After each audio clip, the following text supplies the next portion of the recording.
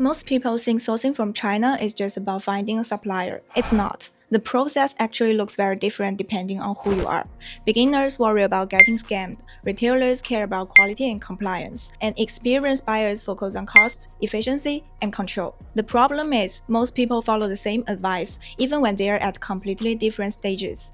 That's why so many sourcing projects fail before production even starts. Hi, this is Chris from EJET. We've been helping global buyers source from China for over 20 years. In this video, I'm not going to show you step-by-step how to source. Instead, I'll walk you through the full sourcing framework, so you know what matters at each stage and what to avoid before you place an order.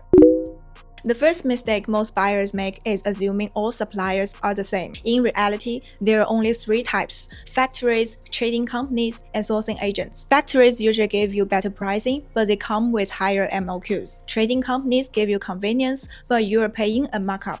And sourcing agents sit in the middle. They don't manufacture, but they help you control the process on the ground. The key is not which one is better, but which one fits your order size, your experience level, and your risk tolerance. Most sourcing problems actually start here.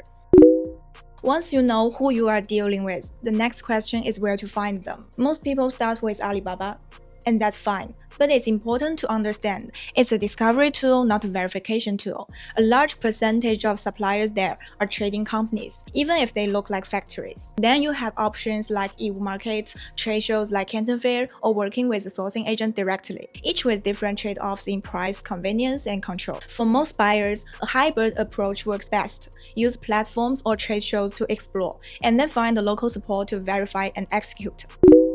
No matter how you source, the process is always the same, and most problems happen when steps are skipped. You define your product, verify supplier, test samples, negotiate terms, and arrange shipping. Sounds simple, but each step carries risk. If your specs are unclear, you get the wrong product. If you don't verify the supplier, you take unnecessary risk. And if you skip sampling, you don't really know what you're buying. The process is not one decision, it's a chain of decisions. Here's something most suppliers won't tell you. Quality issues don't happen because factories can't produce. They happen because no one is checking. In fact, first-time orders without proper inspection can have failure rates as high as 30 to 40%. Professional buyers don't rely on trust. They rely on systems, from factory audits and in-production checks and final inspections. The goal is to catch problems early, because the later you find the problem, the more expensive it becomes. Finally, let's talk about cost, because this is where most buyers getting it wrong. The factory price is not your real cost. Your real cost is your landed cost. Everything from the factory to your warehouse. That includes shipping, duties, inspections, and sometimes unexpected fees.